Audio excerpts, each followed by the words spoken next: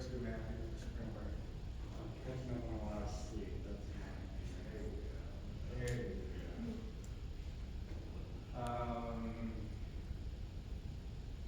Yeah, I think I'll go hiking. I'll go back out west, to like Colorado, Utah. Do some hiking, some good weather. That's kind of how I recalibrate. All right, moving along. All right, so today we're going to talk about concept testing. How do we go about evaluating and assessing the concept before it gets into a developmental stage and start to cost us money? Right, what are some considerations about all the wonderful ideas that those within the organizations are pushing out there? All right, so the concept is just that. It's part of the idea process, right? Before we start to really put money into the idea. All right, so we want to look at maybe what are things we need to look for in order for it to meet standards and move to the next phase. And we look at the different phases. And maybe questions that we should ask about what customers need or demand for it to be viable or even consider to move to the next phase. Right? I'll also have a couple group activities today too. All right? So first, let's understand what concept testing is. Right? So in the developmental process, we say concept development and testing is, we're getting there, right? We're getting there. Towards the end, we get commercialization, right? But here we're saying maybe we're in step 3. The first thing we do is generate an idea. Usually most people think their ideas are wonderful for some reason, but ideas are just that, right? Until proven otherwise, until proven that they meet market criteria, that they're able to be feasible within the budget, that they actually serve the purpose within the brand or the company, right? All these different things. Right, from there we have idea screening, and so now we're at concept development and testing. So what is it? First thing, we need to evaluate the product idea before developing it. We need to measure purchase intent and assess perceived value. Purchase intent in terms of our own organization, right? How are we going to go about purchasing the necessary things to build the concept into a reality? Right? How much is that going to cost? Who's going to supply us with those things? And as well too is customers, right? So you're getting together, you're having conversations of how the customers purchase this, of what price are they purchases, where, convenience, all of those factors.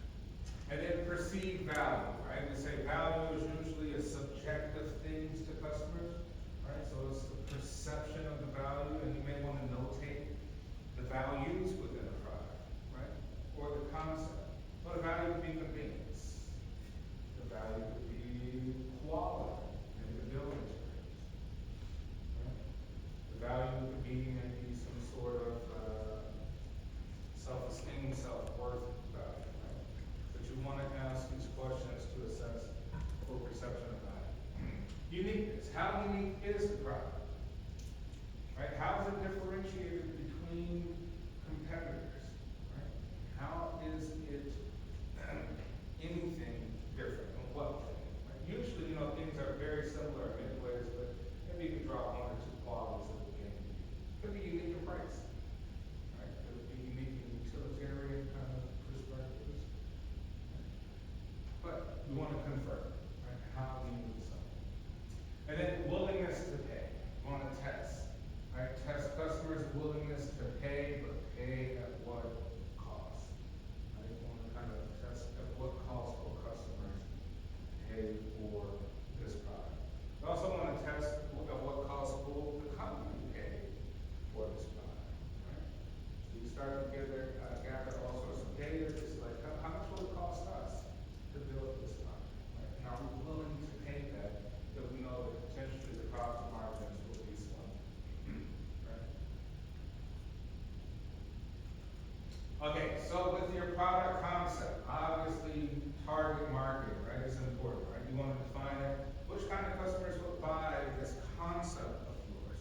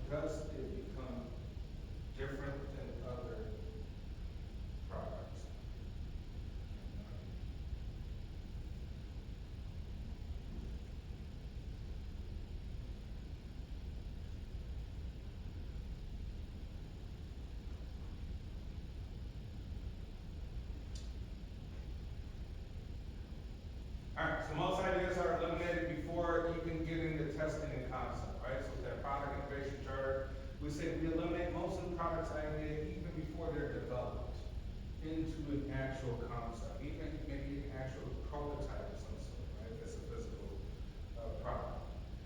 We have ideas of the following types are excluded. So no ideas that do not meet the technology that we are able to actually build something. Why would we consider anything that we don't have the technology, but it's an organization type even build? So we do away with those ideas, right? Those ideas are done away with. Second, ideas to be sold to customers about whom the firm has no close knowledge. You're like, hey, someone coming up with a concept, but it's for customers that we know nothing about. And we don't have data to support how they will feel about this product. Maybe we do away with that, right? Because that's gonna be a very costly process to even know if certain people will wanna buy this product, right? We do away with those ideas.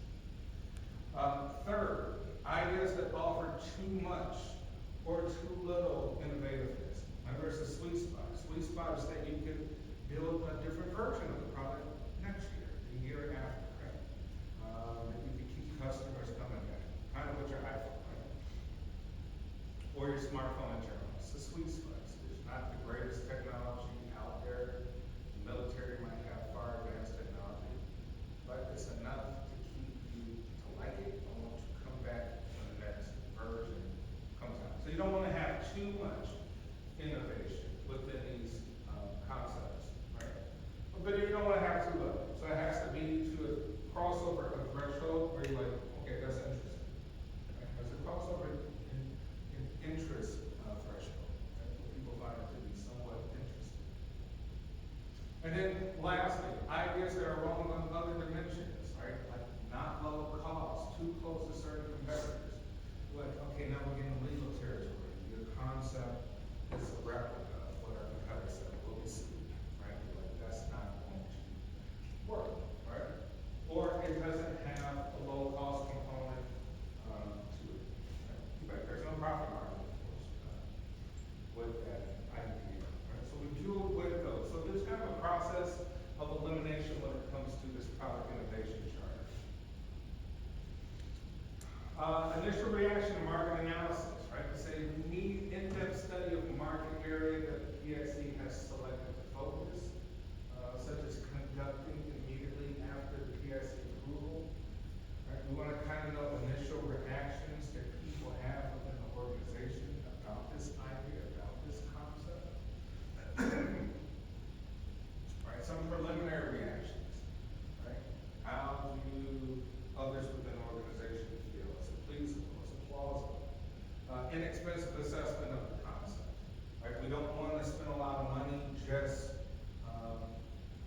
towards an idea. Right? We want to do some testing, but it can't be extensive testing on ideas. Right? Which may flow very quickly from that point. Things we want to avoid. We want to avoid kind of quickly blasting out concepts without forethought. Right? A lot of people, a lot of ideas, but not every idea, not great ideas have a lot of thought put into them. Right? So any ones that kind of seem just without any forethought, we do away with those because we call that a bazooka effect. If I were to ask everybody to come up with this, any idea you can think of, people just throw out crazy ideas that are not plausible or feasible in consideration of other factors within the marketplace of the organization. Do not include ideas sourced in initial reaction. Respect the fragility idea. Have more than a single person involved. Right? A single great idea cannot involve one person. It should have feedback from a multitude of people who can have constructive criticism. Right? Like, what about this? Asking interesting questions about the idea. And then use more than pure intuition. Keep records and stay objective. Right? Ideas should be notated in some way. Right? There should be things attached to the notes. It can't just be a gut feeling that you think something's gonna work or not gonna work. Right? It has to have some substance behind it. suggested questions in this initial reaction phase. What's the market worth? What is the attractiveness of the new product to the target customer population? How attractive is this, would this concept be to the market, right? Maybe we could pull out some data of very similar products, right?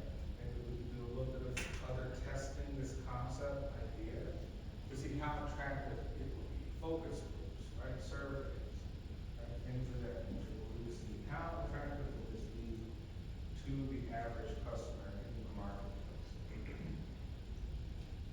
What's it worth to the firm, right? Is the new product project viewed positively by management? How do upper level individuals in all departments feel about this, right? Because usually they have a broader scope of what's actually going on within the marketplace, right? So you want to get the feedback from upper level management. Does this new product project enhance the firm's competencies? Like, hey, will we pushing out this idea, will that actually make us a better organization as a whole, a more efficient, more effective organization? Will we learn something new, right? Will we be increasing our competitive sort of competencies in the marketplace? What is it worth to us to build out this product? Right?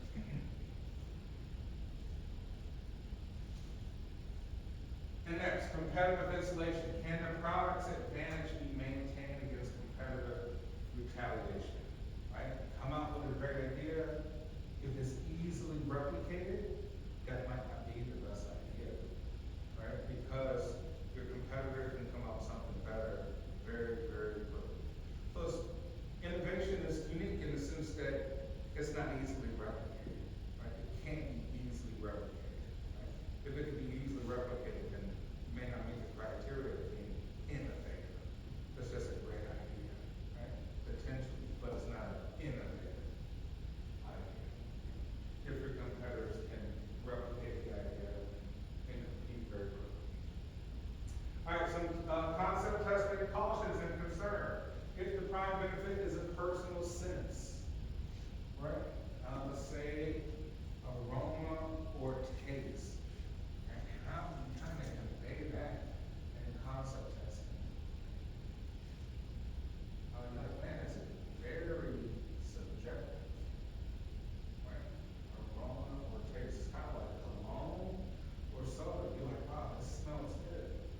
You think this smells good? Yeah, I think this. How about you? No, not really. Like, how do you start to measure that? How do you start to quantify things like aroma or fragrances or colognes or perfume? Right? How can you get valid data to support whether or not launching something when it's based on just aroma or taste? If the concepts involves new art and entertainment, right? Once again, we get into very abstract, subjective territory, right?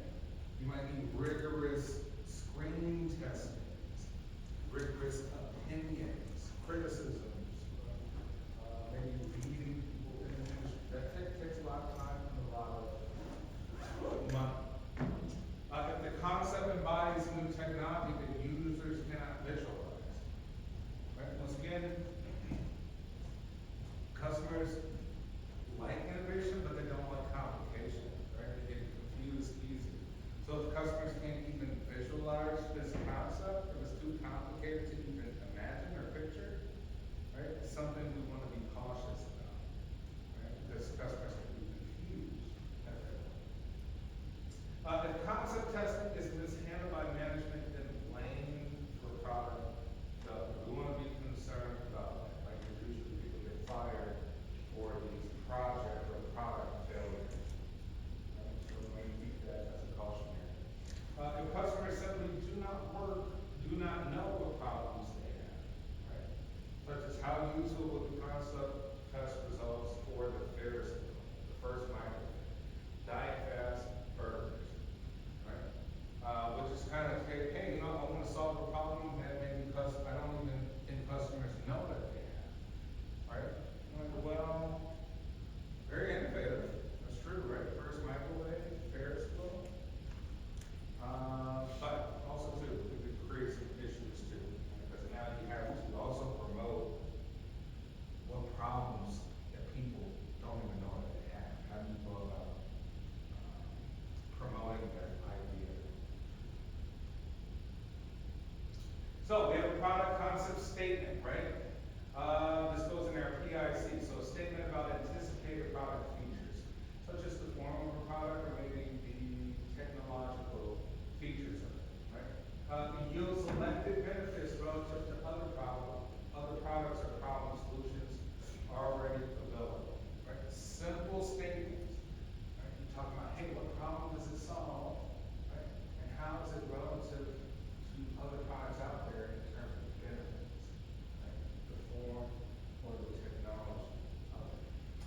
example, a new electric razor whose screen is so thin it can cut close than any other electric razor on the market. Right, that's a product concept statement. Right, a new electric razor whose screen is so thin it can cut closer than any other electric razor on the market. That's an interesting one, right? Or maybe a very powerful statement to make. Recall the importance of your responses to product concepts and not simply just ideas. So first thing I would like for you to do today is come up with a product concept, right? All within your groups. Think of a product concept and think of how you can convey the problem that it solves and the benefits that it has relative to competitors. Such as this example here with the electric razor. I want you to create a product concept statement, right? Something very short and sweet. Maybe two, place an image of the product. It could be a generic image of any kind, just to kind of support what it is you're coming up with. Right? Maybe we'll share that. You can email it to me and I can share it with the class. All right? So come up with a product concept statement about a product. Right? Something short and sweet. Conveying the problem solutions and the benefits relative to other products or competitors out there. I give you about 4 minutes to work on this with your 5 minutes. I'll give you about 5 minutes to work on this with your groups.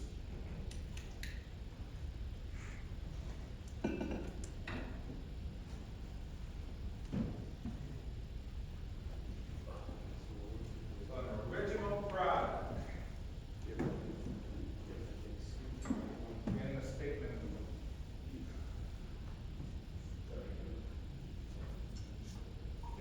You can get as fancy as you like.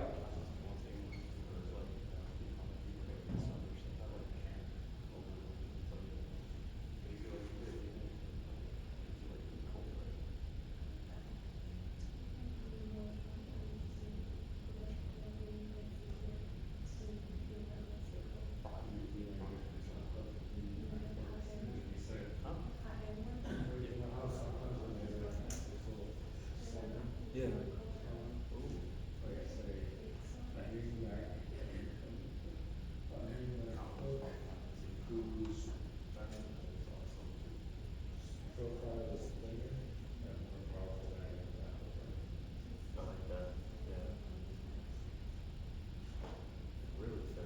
How about one slide with the image of the product and your statement? All right, one slide. You can share it with the class. So try to think of something that get as creative as you possibly can.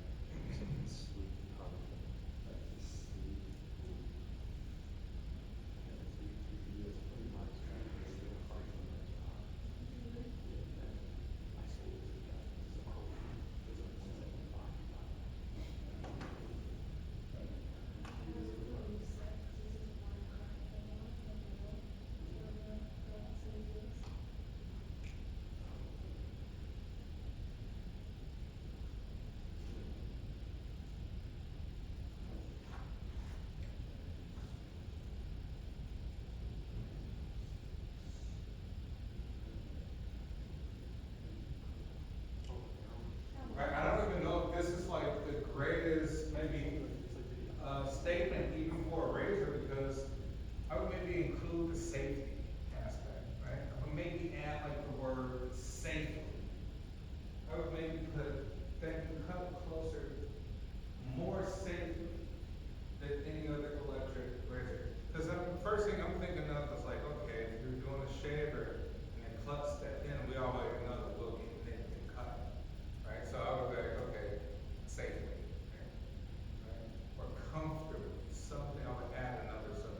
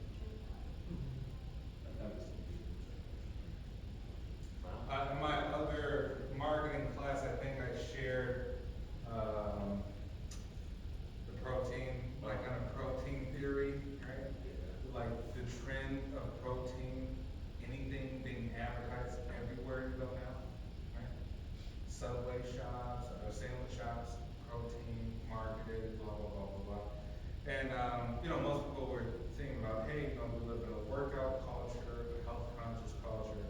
But I was saying, I think this is also related to the GLP-1s, right? That most people are taking to lose weight or reduce A1C, things like diabetes and things like that. So Ozempic type things. Because the thing is, you lose a ton of protein, right? You lose a ton of muscle mass, really, when you're on that stuff, like a ton. That's part of the weight loss process, but they don't really tell you about it, right? And so I think that's kind of to help people balance that out. But it's a way to do it that's not obvious to tell everybody that you're on Ozempic or, this and that, right? So I think that's another component to it.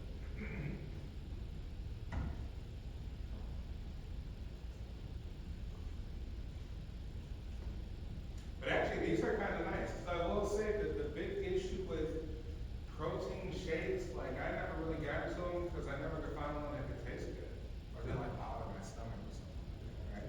But I think they're starting to get a little bit better with some of the mixtures. There's a good place in Oakbrook that does some good ones. In Oak Brook, Yeah.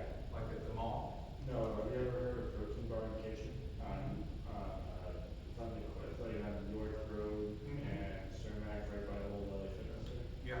Yeah, they do some good ones. Okay. They do. So can you like select? Yeah, like they Their own like mixtures mixtures or whatever. and they can have like different like powders or like add like different Yeah. food or like. So it's like almost like a protein bar type of Yeah, place. it's called Protein Bar and Kitchen. Yeah, so that's a good idea. Actually, that's a good idea for a business. Yeah. Catch the trends. I don't know how long the trend will last before it fades. They've been around for a while. Yeah. And they have multiple locations in like downtown.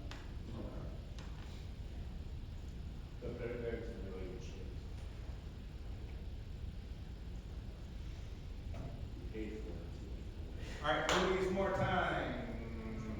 Email me what you have.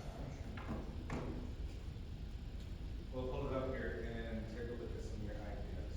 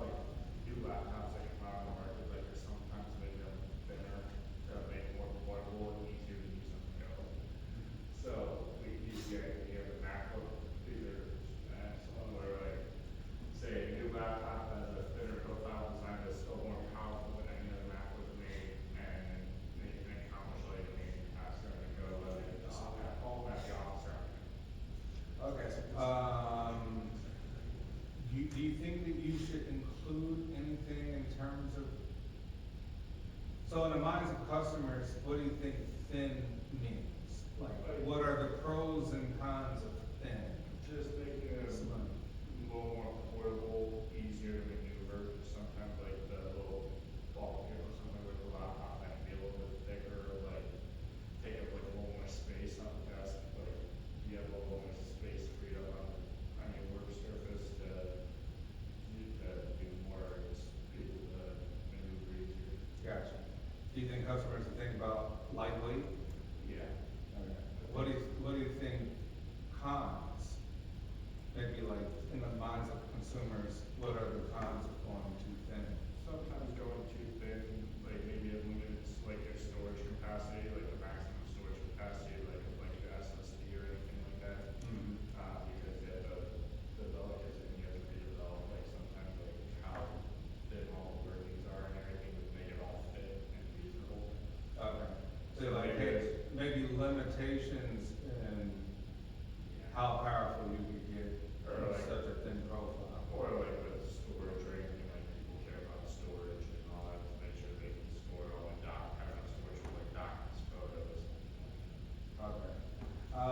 And then what about durability? You think durability should be included in the statement? I think durability should be, and now I think about it more like, could they make material changes in it? Okay, excellent. What's that picture down there? This is a MacBook, this is one, so like, these are screenshots from, Apple's website, where with the new, this is the new MacBook Pro. So this is a one of the colors from the black, so. Okay, excellent. Class, what do you think? What are your thoughts? What are, do you think the pros and cons of a thin profile design is? Is it something that you would like? Preference for thinner design for your laptops? Is that a concern of yours? More powerful than an iPad and a keyboard. Alright, so you're saying you're concerned about overheating? Okay, and so if it's a thinner device, you're saying that it would potentially overheat easier. What else?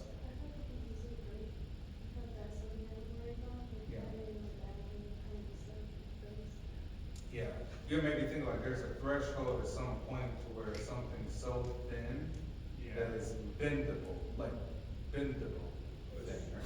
We're trying to think along the lines of the fact, cause like, we all, they've been making like the Air for years, but like the Air's really like pretty thin for like a laptop and like, you don't want like, but like, what if we were to have a laptop that like, say the Pro, where it had still all the ports on the side where it was a little thinner than, so to speak. So that's kind of handy, because like the, when you have a MacBook here, they take away some of the ports. Okay. Any feedback over here? What do you think, preferences for a thinner laptop, like if it was on the market, you would look for that? I think eventually it's just gonna continue like smaller and thinner until you get to like whatever the next big thing is. So eventually it will be paper thin, almost, right? Right, and which is good, you're leading the charge, right? So maybe if we're an organization and you're trying to push this out, you're like, ah, you know what? It's gonna get thinner, right? It's inevitable, so maybe, you know, it's risky, I would say, because of the breakage, right? And you have to take all these. Yeah, you gotta make material changes. Yeah. And so on. I think a lot of those, like, sometimes though, the big trade-off when someone buys an Air over a Pro is like you lose some of like the USB ports on the side.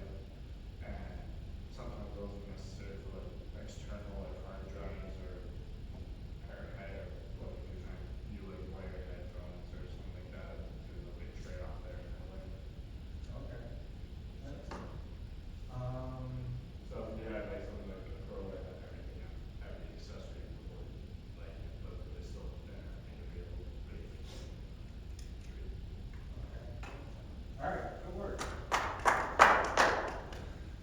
I wonder if like manufacturing this, that it can come with a very thin, like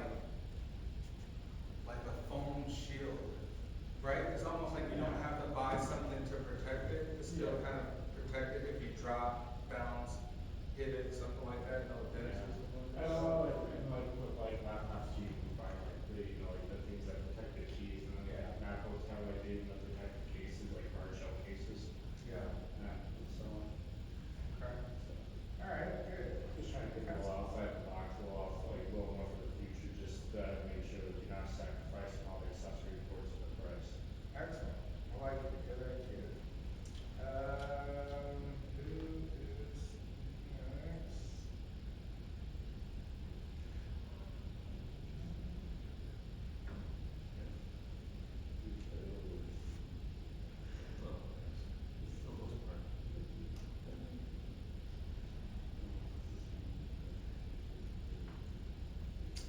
Alright, cold cut.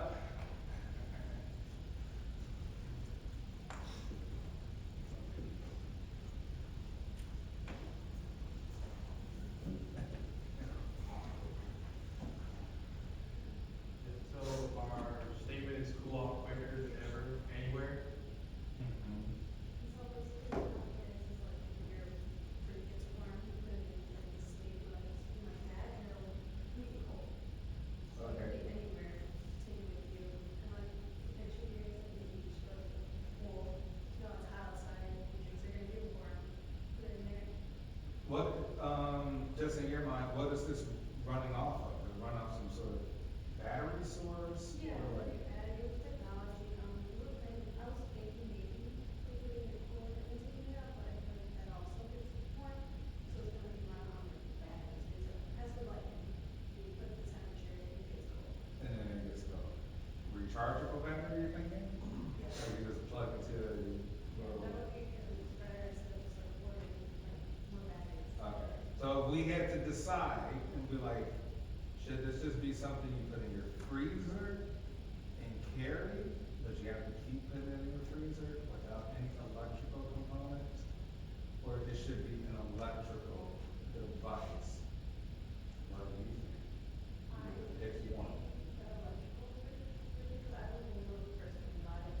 Oh, you can do this, and then I realize that it's gonna get warm, so I prefer to be an electrical appliance. That way it's available Yeah. kind of anywhere Exactly, yes. you can, do it. Alright, and so this is just made for cans, bottles, or what were your thoughts? I don't think it's used for anything, but then it's like different sizes, so it's something like a bottle drink would probably be able to fit in the can as well. If it's like glass, it depends on like how big the glass is, so it might have different sizes for it, depending on like the glass size or the cup size of the pour. Okay, so our concern would be like, alright, depending on what you're trying to cool off, what it's made of, right? How effective it would be. Somebody had a styrofoam cup, you know, it's gonna take forever to do that. Right? If they have an aluminum can, maybe it works for that, and that's consideration. Glass bottle, water bottle, right? Cause you're kinda like, well, is it just for people who are out drinking canned pops of beer, or is it for people who love our water bottles all day? And are we competing against the water bottle market, which is huge, right? Everybody doing that. Okay. What do you think? Electrical device or refrigerated frozen device? Non-electrical. Both. So you say you would create two different versions of this? I kind of tend to agree. I think doing something more refrigerated one might be a little bit easier on me just because the hassle of, like, if you buy a cooler outdoor, you don't have always access to a charger Mm-hmm. or an outlet. Yeah, and then you're kind of thinking of like, man, you do charge something and now you just put it in your bag and walk around. Like, the technology available, how will it stay cool for that long? Have you seen anything like this? I saw something like that, where it's just like it like spins the Coke bottle in like ice, and apparently like kind of like helps it get cool pretty quick. But then when you. Is it hefty? Like, Yeah, is it- it's like a bigger design, and it's probably, the one thing I did see wrong with that is like, you're spinning the bottle, it's gonna like, there's a, when you open it, so you got. The movement will cause more carbonation. Okay, and this doesn't move, or anything, it's just sitting there. Okay. I think one of the things too with like this is if you follow, if you go to like electrical, you may rechargeable, you try to do something like, you use like a cord, like Apple cord, so you know, like, like distinguish all between all these like different types of cords you have at home or other devices. Maybe So just like the USB-C. Like a USB-C. Just USB-C. Yeah, like, Stand. Which is cool, because you're like, hey, you know, I can keep my device cool while I'm in class connected to my laptop, right? And I can happen to be a cool drink throughout the whole time. plus like USB-C's charge really fast. So what do you say? Do we approve the concept? Approve? Joseph?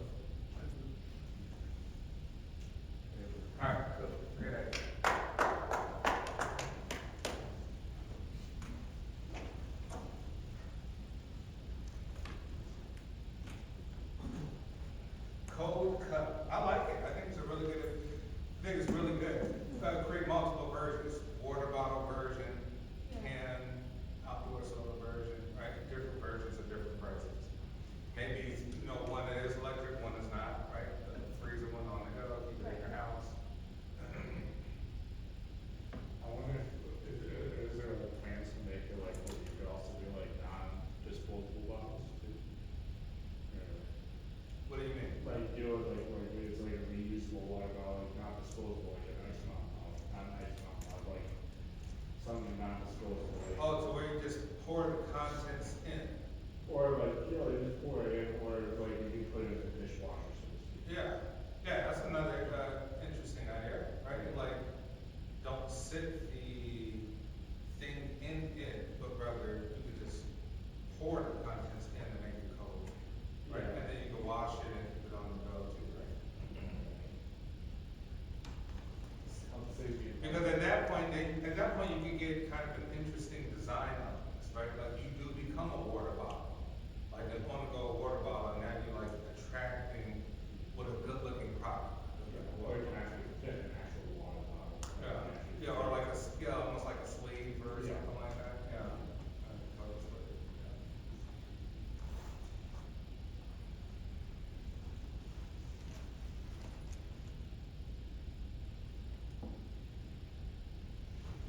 All right. Do you have a name for this? Yeah.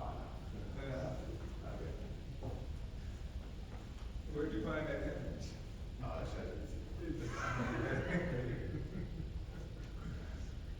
So our product is a combination of, we talked about it before, or you brought it up a couple classes ago, where it's kind of like a scrub daddy, where if it's cold water, it'll be a mop, or if it's warm water, it'll stiffen it become a broom. So our concept statement is a two-in-one combination mop broom that eliminates the hassle of traditional mops and brooms. So other firms, through its thermal ability knowledge. Okay, so it's mop broom combo that we talked about before. And the questions that we would first ask is, okay, so it needs to be cold to stiff up, to convert back to broom mechanism. But then, the idea is that this is kind of what it looks like in terms of your idea, like, is this close to your actual concept? Or is this far away? You're thinking of something different, but this is just. I'm thinking something like pretty similar, just like a little lighter and longer, kind of. But, it's pretty close, so I would say. Alright, the first question I would probably have is like, alright, become stiff, but really good brooms are not that stiff, right? They're able to flex a little bit, right? To get into corners and kind of sweep up things. Second thing comes to mind is like, alright, this looks effective as a mop, more effective as a mop than a broom. Third thing I would ask is like, well, as a mop is wet, right, and warm. Well, assuming you use warm water, like your soap or whatever you're using, yeah. Okay, but then you also have to dry it out in order to get back to the broom Yeah, I guess, yeah. kind of part. Okay, and it's manual, right, we're not talking any electrical components whatsoever. How come this doesn't exist? Like, in the marketplace, we think of like challenges, how come no one's created the inevitable mop broom combo thermal technology? I think Roombas are trying to be the big thing, like the two-in-one mop and sweep Roombas. And they're trying to take over it, and then all this normal mops and brooms are,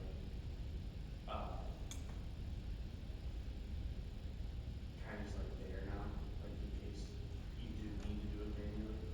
Okay. I think the Swiffer sweeper and all that too, that's a huge one. That's a huge, right? I have that one, which is, It has a little trigger where it sprays out like in a nice, it kind of sprays out nice, and you can just push the mop, but then it also collects the dust. Yeah, but I wouldn't say it's not made for large pieces of debris on the ground, like it has a limitation kind of to it. But then you also have to replace the pad. I'm like, how do you keep that pad like that? I mean, I like it. I do think there's always space because everybody needs to clean, right? So you're like, this is a standard universal product, and there are so many different types of broom mop combos. Everyone's trying to find the perfect solution, right? Without spending a ton of money. So I do like the concept. I'm just concerned with how effective, like how customers will respond, or with the feedback be for this. And I like the design, the smiley face with that's supposed to be like, kind of like hair on top. That's an interesting design. What are your thoughts? Would you purchase this in order for your cleaning solutions at home? What do you use at home to clean? Do you have a separate broom and mop kind of thing? Anyone here has a two-in-one? You got a two-in-one? Like something that both kind of mops the floor and sweeps? Yeah, kind of like, it has like a tool, kind of like stuff off the other. Okay. And I think like the most effective ones I've seen are like things involving steam. Like anything that has like a steam component will clean almost anything. All right, great, I like it. What are you gonna charge for this? 15.99. I will say the design would get attention, right? And I think, like, sometimes that's a good thing, you get everybody talking about the design, you know? This will go like viral or something like that, you know what I mean? It's on social media, even if it wasn't ineffective, like, product altogether. Okay, I have one more assignment here I'd like you to do.